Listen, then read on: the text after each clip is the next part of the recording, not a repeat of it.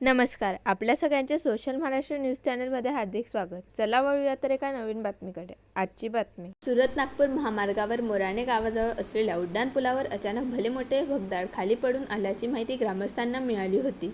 यावेळी ग्रामस्थांनी त्या ठिकाणी पाहणी केली असता त्यांना यावेळी मोठा खड्डा पाहायला मिळाला.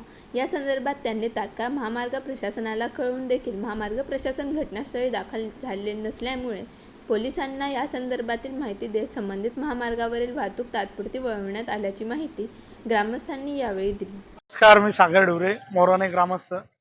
काल आम्हाला 5:30 वाजेला बातमी लागली की आपला जो 132 नंबरचा बोगदा आहे त्या बोगद्यातून आपला पुलाचा जो स्लॅब आहे तो कोसळतोय. तर आम्ही सदर ठिकाणी पाहणी केलेल्या असताना काल पावसामध्ये स्लॅब हा खाली हळूहळू येत होता, परंतु 7-7:30 वाजेला पूर्ण एक 10 फुटाचं खड्डं त्या स्लॅब कोसळून पडलेलं आहे. सदर घटना ग्रामस्थांच्या लक्षात आल्यानंतर आम्ही पोलीस प्रशासनाला या संबंधित माहिती दिली. तेव्हा पोलीस प्रशासनाने आणि गावकऱ्यांच्या मदतीने सदर अवचित घटना याच्यानंतर घडू नये यासाठी ट्रॅफिक आणि जी वाहतूक होती ती दुसऱ्या रस्त्याने वळवण्यात आली. तोपर्यंत कोणतेही NHIचे अधिकारी किंवा कोणतेही ऑफिसर आम्ही कॉल करून संपर्क करून तरी ते हजर नव्हते. ते रात्री 8:30-9 वाजेला सगळं मार्केटिंग वगैरे लावल्या गेल्यानंतर ते आले. आम्ही त्यांना जाब विचारायचा प्रयत्न केला, परंतु त्यांनी आम्हाला कोणत्याही प्रकारचं उत्तर दिले नाही. या सुरत नागपूर हायवेच्या संदर्भात सांगण्याचं एक महत्त्वाची गोष्ट अशी आहे की 1.5 ते 2 वर्षापासून हा हायवे चालू झालेला आहे. अजून या हायवेचं उद्घाटन बाकी आहे. तरी हा हायवे चालू झालेला असताना ही 3री ते 4थी घटना अशी वारंवार या हायवेला घडत आहे. तरी आमची गावकऱ्यांमार्फत एक मागणी आहे की संबंधित अधिकाऱ्यांवर इथे या पुलाचा जो भ्रष्टाचार केला गेला असेल किंवा संबंधित पुला संदर्भात जे अनपेक्षित काम होते ते केले गेले नसतील तर संबंधित अधिकाऱ्यावर या प्रकारचे गुन्हे दाखल करण्यात यावे.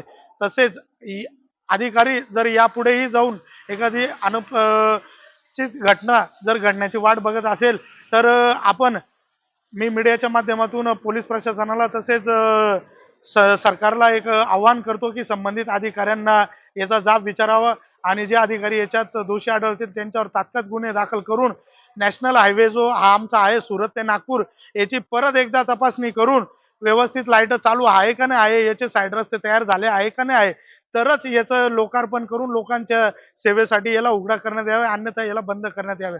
सदर याच्यानंतर अशी जर घटना घडली तर येत्या काळामध्ये आणि जर संबंधित अधिकाऱ्यांवर तात्काळ कारवाई किंवा गुन्हा दाखल झाला नाही तर येत्या 15 दिवसात आम्ही मोराणे ग्रामस्थ नॅशनल हायवे जो आहे सुरत ते नागपूर हा बंद करण्याचा आम्ही इशारा देतो. राष्ट्रीय महामार्ग क्रमांक 6वर धुळे शहराच्या पुढे मोराणे गावाजवळ गावाच्या जो ब्रिज आहे या ब्रिजवर मोठा खड्डा पडलेला आहे आणि या खड्ड्यामुळे पूर्ण वाहतूक कोरमलेली आहे आणि जी दुहेरी वाहतूक होती ती एका बाजूने दुहेरी वाहतूक सुरू झालेली आहे आणि या महामार्ग क्रमांक 6वर जे आतापर्यंत जे काम झालेलं आहे ते पूर्णतः निकृष्ट दर्जाचं झालेलं आहे. या मोराणे गावाजवळ खड्डा पडला, कुसुंबा गावाजवळ कुसुंबा बायपासजवळ त्या पुलावर देखील मोठा खड्डा पडलेला आहे. तो पूल तोडण्याची वेळ येण्याच्या आईवर आलेली आहे. पुढे नेर गावाजवळ खड्डे पडलेले आहेत, पुढे बदाने गावाजवळ खड्डे पडलेले आहेत, अक्कलपाड्या गावाजवळ खड्डे पडलेले आहेत. असे हा पूर्णतः अत्यंत दोषयुक्त हा महामार्ग NHIने तयार केलेला आहे. या NHIमुळे याच्यामध्ये हे शासन बदनाम होत आहे. हे अधिकारी शासनाला बदनाम करण्याचं काम करत आहेत आणि याच्यामुळे जनतेला नाहक त्रास सहन करावा लागत आहे.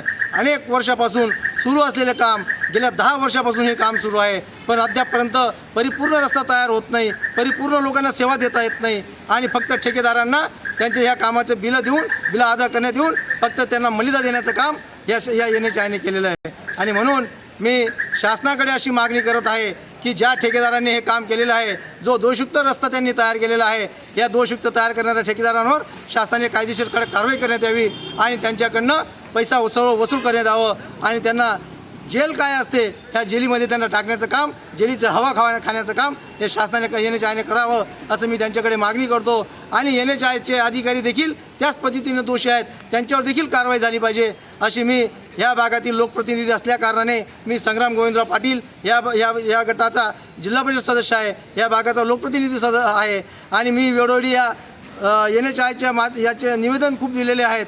या राष्ट्रीय महामार्गावर खूप आंदोलन केलेले आहेत, रस्ता रोको आंदोलन केलेले आहेत, उपोषण केलेले आहेत, तरी देखील NHI असेल, प्रशासन असेल, या गोष्टीकडे दुर्लक्ष करतात आणि म्हणून या NHIचे अधिकारी आणि कॉन्ट्रॅक्टर ठेकेदार यांच्यावर तातडीने कारवाई करण्यात यावी अशी मी मागणी करीत आहे.